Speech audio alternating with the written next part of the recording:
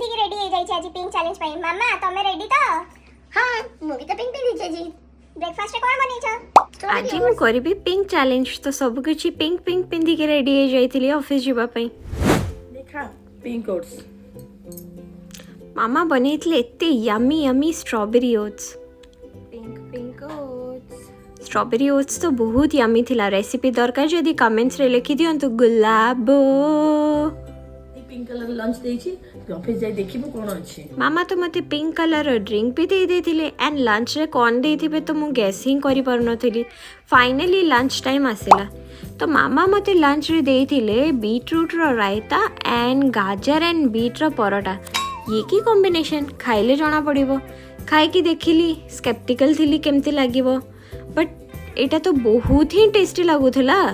संध्या बेले खाइली pomegranate and unexpectedly मु office रे गोटे बहुत ही मस्त पिंक वाला कोइंसिडेंस हे वाला मो सहित पहले से बोला था क्या ये कलर का